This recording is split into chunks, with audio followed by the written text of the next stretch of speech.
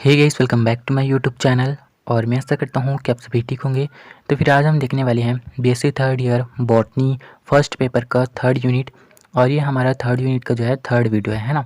इससे पहले जो है मैंने प्लांट पैथोलॉजी और गेहूँ का जो रस्ट रोग है गाइस उसके बारे में जो है मैंने बता दिया है। तो फिर ये चैनल एक बार ज़रूर चेक कीजिएगा, प्लेलिस्ट वगैरह पूरा बन गया है। और आज हम देखने वाले हैं सर्कोस्पोरा, जिसे टिक्का डिसीज़ के नाम से भी जाना जाता है। ये जो टिक्का डिसीज़ है गाइस, ये जो है मूंगफली में होता है। और ये जो टिक्का डिसीज़ है ये जो है सर्कोस्पोरा की वजह से भी होता है।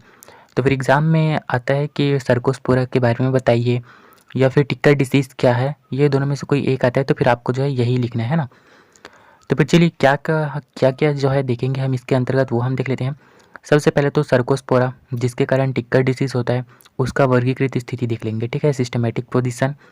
फिर ये कहाँ कहाँ पाया जाता है उसका प्राप्ति स्थान भी देख लेंगे। फिर इसकी जो संरचना है गाइस वो हम देखेंगे, वेजिटेटिव स्ट्रक्चर है ना। फिर सर्कोस्पोरा में रिप्रोडक्शन पाया जाता है वो हम देखेंगे, ठीक है, प्रजनन यानी कि सेक्सुअल रिप्रोडक्शन पाया जाता है या फिर असेक्सुअल, ठीक है। तो फिर ये चारों टॉपिक जो है हम सर्कोस्पोरा के बारे में देखेंगे। तो फिर चलिए फर्स्ट टॉपिक हम देख लेते हैं। तो फिर इसका जो डिवीज़न है गाइस वो जो है यूमाइकोटिना है।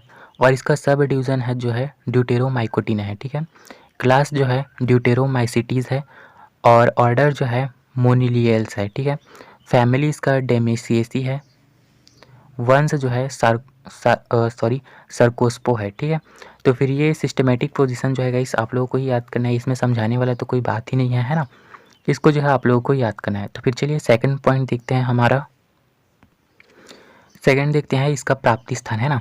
सार्कोस्पोरा एक परजीवी कवक है जो कि उच्च वर्गीय पौधों में पत्र दाग रोग उत्पन्न करता है, ठीक है। इससे कहाँ कहाँ पाया जाता है, यानी कि उच्च वर्गीय प्लांट्स में जो है ये पाया जाता है। और ये उच्च वर्गीय प्लांट्स में जो है कौन सा रोग उत्पन्न करता है, पत्र दाग रोग, ठीक है। और ये जो है परजीवी कवक है, ठीक है, यानी कि दूसरों पर डिपेंड रहने वाला कवक है। अब चलिए देखते हैं इसका एग्जाम्पल। तो फिर चलिए गाइस इसका एग्जाम्पल देख लेते हैं। मूंगफली का टिक्का रोग यानी कि tikka disease of ground nuts Cercospora personata के द्वारा होता है, ठीक है। जो मूंगफली का टिक्का डिसीज़ है वो जो है सर्कोस्पोरा पर्सोनेटा के कारण होता है। कई बार एग्ज़ाम में जो है सर्कोस्पोरा पर्सोनेटा के द्वारा कौन सा डिसीज़ उत्पन्न होता है ये भी आता है ना। क्या बोलते हैं, प्रैक्टिकल में, वाइवा वगैरह में। तो फिर ये प्रैक्टिकल में भी है गाइस, लेकिन प्रैक्टिकल में हम शॉर्ट फॉर्म में लिखते हैं, लेकिन थ्योरी में हम किस प्रकार से लिखेंगे इस वजह से मैं जो है आप लोगों को ये बता रहा हूँ। तो फिर चलिए देखते हैं। ये जो है टिक्का डिसीज़ जो है मूंगफली में होता है, किसके कारण, सर्कोस्पोरा पर्सोनेटा के कारण। मूंगफली में इस रोग के लक्षण जो है 1 से 2 महीने की आयु वाले प्लांट्स में जो है दिखाई देता है, ठीक है गाइस।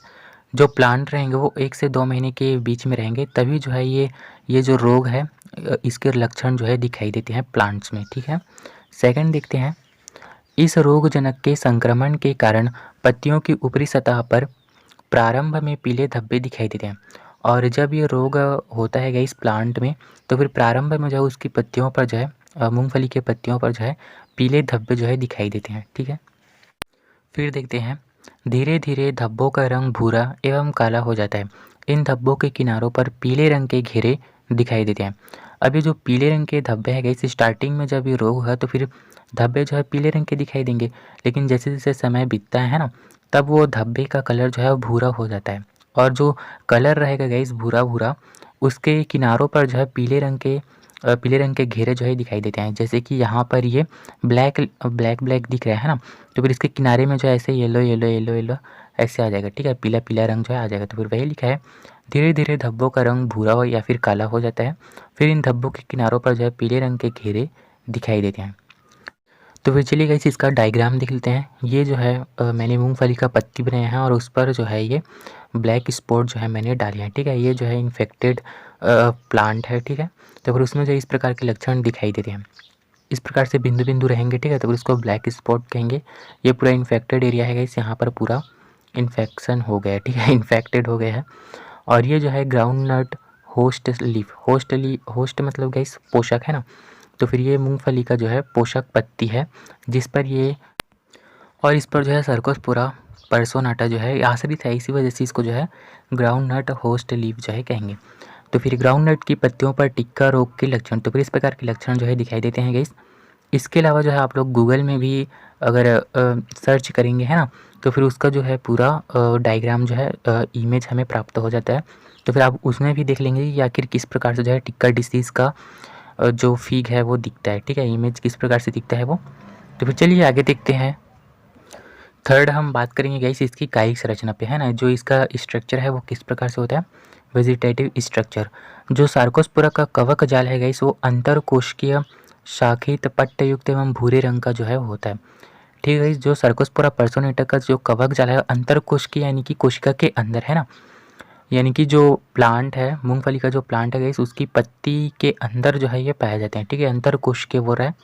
शाखित यानी कि ये शाखित होते हैं, पट्टयुक्त एवं भूरे रंग के जो है होते हैं, ठीक है। तो फिर ये देखेंगे आप लोग। फिर है प्रत्येक कवक सूत्र से प्रचुष्कांग निकलते हैं जो पोषक कोशिकाओं से भोज्य पदार्थों का अवशोषण जो है करते हैं। अब ये जो सार्कोस्पोरा है गाइस उसके प्रत्येक सूत्र पर जो है प्रचुष्कांग निकला होता है। प्रचुष्कांग आप एक प्रकार से जो है मुख बोल सकते हो, है ना, जिसके थ्रू जो है ये पोषक कोशिकाओं से जो है भोज्य पदार्थों को ग्रहण करते हैं, भोजन पानी, है ना। फिर देखते हैं। फिर है परिपक्व हो जाने पर कवक तंतु पोषक पौधों की पत्तियों की बाह्य त्वचा के नीचे एक छोटा सा स्ट्रोमा बना लेते हैं। बाह्य त्वचा के फट जाने पर अशाखित कोनिडियोफोर बाहर निकल आते हैं, जिसके अग्रभाग में एक कोनिडिया जो है स्थित होता है। ठीक है गाइस, ये जो सर्कोस्पोरा पर्सोनाटा का जो कवक जाल है गाइस, जब ये पूरा परिपक्व हो जाता है, पूरा विकसित हो जाता है ना, तब ये क्या करते हैं, जो मूंगफली का जो पत्ते है गाइस उसके नीचे जो है ये स्ट्रोमा बना लेते हैं, ठीक है।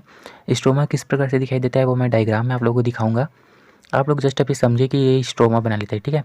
फिर बाह्य त्वचा जब फट जाता है गाइस तब ये जो है बाहर निकल आ जाते हैं, बाहर निकल आता है, ठीक है, कोनिडियोफोर। और कोनिडियोफोर में जो है कोनिडिया जो है लगा होता है। अभी कोनिडियोफोर और ये कोनिडिया क्या है चलिए मैं आप लोगों को दिखाता हूँ, ठीक है। तो फिर देखिएगा इस प्रकार से जो है पत्ती के बाह्य त्वचा में जो है इस प्रकार से स्ट्रोमा बना लिया जाता है और इस प्रकार से जो है कोनिडियोफोर जो है उसमें लगे होते हैं, ठीक है। ये जो है कोनिडियोफोर है और ये कोनिडियोफोर के ऊपर में जो है ये कोनिडिया लगा हुआ है, जिसका एक सिरा जो है नुकीला होता है। तो फिर यहाँ पर मैंने अलग से और बनाया है कि कोनिडिया किस प्रकार से होता है। तो फिर आप लोग जो है इस डायग्राम को जो है बनाएंगे आप लोग। ये जो है सर्कोस्पोरा का डायग्राम है, ठीक है। अब चलिए देखते हैं आगे। आई होप आप लोगों को इसका जो स्ट्रक्चर है वो समझ आया होगा, है ना। एक बार और देख लेते हैं क्या कि ये होता इसका स्ट्रक्चर किस प्रकार से होता है। तो फिर ये जो है एक कवक जाल है, मतलब इसका जो कवक जाल है गाइस वो अंतरकोशिकीय होता है, शाखित होता है, पट्टयुक्त जो है होता है और जो है ब्राउन कलर के जो है होते हैं, ठीक है। फिर इसके जो कवक सूत्र है गाइस उसमें प्रचुष्कांग होते हैं, जिसके कारण जो है ये पत्तियों से जो है भोज्य पदार्थ को जो है ग्रहण करते हैं, ठीक है। तो फिर इतना लिखेंगे। फिर परिपक्व हो जाएगा तो फिर ये स्ट्रोमा बना लेंगे पत्ती की बाह्य त्वचा पर। फिर पत्ती की बाह्य त्वचा फटेगा तो फिर ये जो है बाहर निकल जाएंगे, ठीक है। तो फिर इस प्रकार से जो है इसका स्ट्रक्चर होता है। अब देखते हैं आगे। फोर्थ देखते हैं गाइस कि इसमें रिप्रोडक्शन किस प्रकार से पाया जाता है ना, प्रजनन के बारे में देख लेते हैं। तो फिर सर्कोस्पोरा एक अपूर्ण कवक है जिसमें रिप्रोडक्शन असेक्सुअल विधि द्वारा होता है, यानी कि अलैंगिक विधि द्वारा जो है इसमें रिप्रोडक्शन होता है, ठीक है गाइस।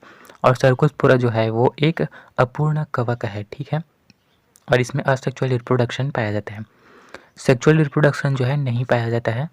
फिर देखते हैं इसमें असेक्सुअल रिप्रोडक्शन कोनिडिया द्वारा होता है, जो कोनिडियोफोर्स के ऊपर जो है उत्पन्न होता है। अभी हमने कोनिडियोफोर देखा गया और उसमें जो कोनिडिया स्थित है ना, तो फिर उसी के द्वारा जो है इसमें रिप्रोडक्शन होता है। वो भी कैसे रिप्रोडक्शन होता है, असेक्सुअल, ठीक है। कोनिडिया द्वारा रिप्रोडक्शन होता है इसमें और असेक्सुअल रिप्रोडक्शन जो है होता है। अब देखते हैं कोनिडियोफोर्स प्रायः पट्ट रहित होते हैं। प्रत्येक कोनिडियोफोर्स पर एक कोनिडिया स्थित होता है, ठीक है। यहाँ पर कोनिडियोफोर्स के बारे में लिखा गया है, वो जो है पट्ट रहित होते हैं और उनके ऊपर जो है एक कोनिडिया स्थित होता है, यानी कि एक कोनिडिया लगा होता है, जो कि हमने डायग्राम में देखा।